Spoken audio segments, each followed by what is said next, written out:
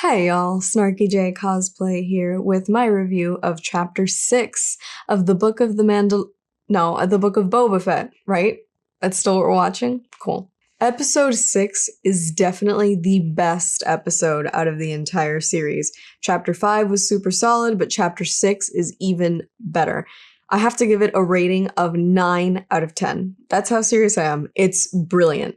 The beginning is almost a little slow burn. It's not really action-packed or anything like that, but I loved it. It gives us some insight into what other characters have been up to and really shows us some more nostalgic parts of Star Wars that are just so fun and just really, really near and dear to my heart. The end picks up in a big way, and I mean big. It was super exciting and really got me psyched up for the rest of the show, which is only one episode now. We get some really neat scenes and beautiful imagery throughout the entire episode. It's kind of in really sharp contrast to the B-grade production quality we've seen out of chapters 1 through 4. Chapter 5 and 6 just seem like an entirely different animal. While the episode is phenomenal, my only gripe is that, once again, a big part of it doesn't have anything to do with Boba or his plot. If you're expecting a whole lot of Boba Fett ramping up from this, it kind of gets rushed in favor of developing other plot lines for other characters. I think this show now, and this episode especially, seems a lot more intent on expanding the Filoniverse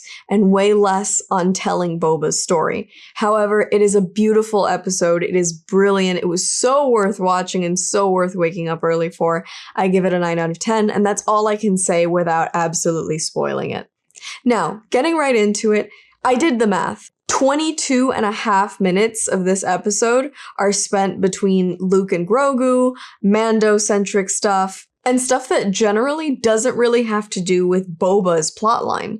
It's a 45-minute episode, which is definitely meatier than some of the other episodes we've gotten, and I love a 45-minute runtime. Boba definitely feels completely sidelined by this episode, which almost feels more on brand for the Boba that we got in the original trilogy. He kind of just stands around, doesn't do anything cool, and has no lines. It's kind of funny because in a podcast that I did last week with some friends, I had vehemently denied that we would get Mando going to visit Grogu. I was like, there's no way that they're gonna do this with Boba. They're not gonna take away another episode. And they did. We spend a little under 22 minutes watching Mando struggle with whether or not he goes and sees his baby boy, and watching Luke actually train him. It's almost like a remake of Karate Kid with a CGI Luke Skywalker and Grogu, which is actually really, really cute and had so many awesome callbacks to the original trilogy. I loved Luke consistently referencing things that Yoda had taught him. Referencing the do or do not, there is no try line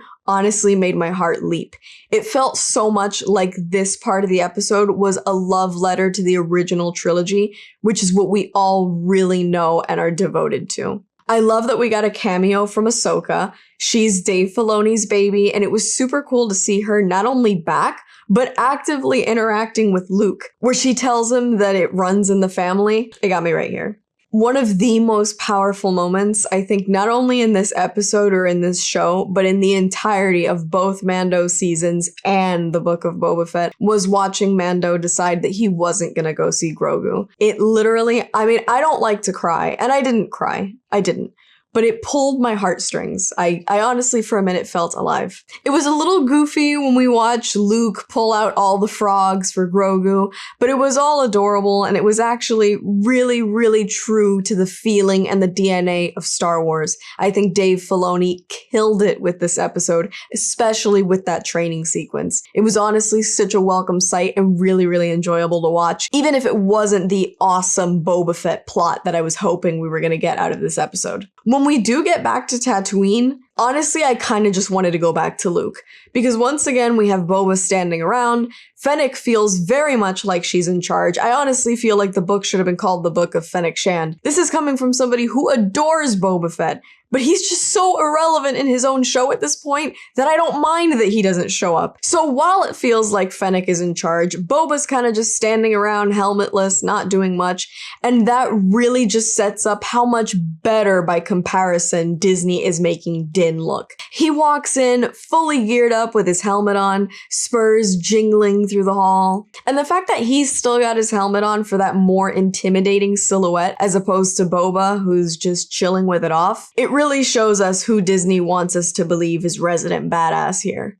So because there's going to be this war with the Pikes that Fennec does a beautiful job of explaining, Mando goes back to Cobb Vanth to try and get help. I thought this was a great scene. Again, I really like Cobb Vanth. I knew for a fact that when they showed him in the beginning of the episode that he was definitely going to be involved with the war with the Pikes, but I didn't know exactly how he was going to get wrapped up in it. Well, he gets wrapped up because Mando asks, and he kind of begrudgingly does say that he's going to help out. Now, right after Mando leaves, Cobb Vanth gets wrapped up in the coolest scene probably in the entirety of this show so far. The entire scene is a love letter to the Western genre. It's got the elements of distance, the sun, the squint, the slow, agonizing pacing of it, the townsfolk peeking through the window, the hands on the holster. It's all just an amazing callback to the Western energy that Boba Fett has always had. But he's not in this scene, is he? It's Cobb Vanth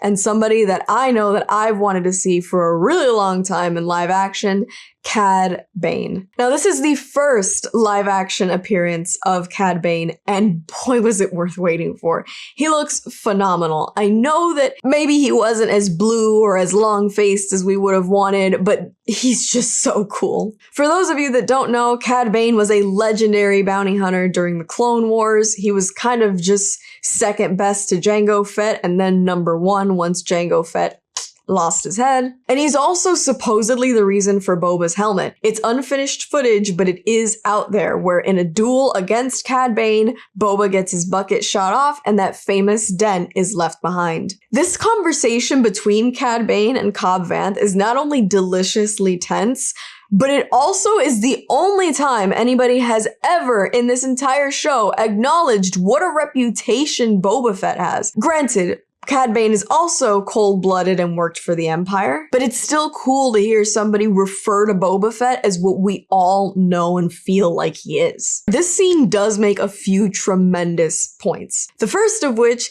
is if you didn't know Cad Bane was a BAMF and a force to be reckoned with, now you know. The second is that Mando might be waiting on that backup for a while. And the third is that Cad Bane is obviously working with the Pikes, which if somebody with as big a name and as much firepower as Cad Bane is working with the Pikes, then Boba's in trouble. Immediately after Cobb Vanth gets probably iced by Cad Bane, we're swept away into Garza's sanctuary. Now, two members of the Pikes are wandering around. I'm not really sure what I expected, but I can tell you that I didn't expect them to literally bomb the sanctuary. It was just such a cold and startling thing to happen in this show, especially when things have been so low stakes. It's definitely an act of war, and it's 100% going to lead into what happens in Chapter 7. I thought this was absolutely phenomenal. I just wish that it had happened earlier in the season. I think that a moment like this definitely ramps things up. At this point, I feel like they did so little with Boba's daimyo plotline that they're really gonna have to make a 2-hour last episode to make it feel like they actually wrap it up. Right after this attack, we're taken back to our CGI Luke and the precious green baby that we all know and love, which, by the way, Luke's face looks phenomenal. I was so weirded out by it at the end of Mando Season 2, but the guy that they've got working on it now nailed it. I feel like the end of this episode is definitely just more of Dave trying to tease what he's doing with Mando Season 3. Luke is making baby boy choose between armor and a lightsaber. We know for a fact that lightsaber was just fan service. There's no way they're even considering allowing Grogu to continue to be trained by Luke. That dome at the top of Mando's new ship, that's definitely where the little guy's gonna peek his head through next season. I feel like the episode would have been more successful had it ended with the bombing of Garza's sanctuary as opposed to the Luke and Grogu scene. I feel like the Luke and Grogu scene is setting up an entirely different show. The bombing probably would have been way more exciting leading into the next episode. Overall, though, this was a tremendous episode. Like I said, I give it a 9 out of 10. There was so much going on, but all of it worked out perfectly. The cameos from different characters was super exciting. We got great exposition, some brilliant visuals, and some tremendously impactful moments. It was honestly the most enjoyable episode to watch so far, even if I already thought Chapter 5 was pretty freaking awesome. My only gripe, again, is that it just serves to make Boba even more irrelevant in his own show. It was a phenomenal episode. That's all I have to say on that. I've been Snarky J. Thank you so much for watching. Please don't forget to like and subscribe, and let me know your thoughts and your predictions for episode 7 next week.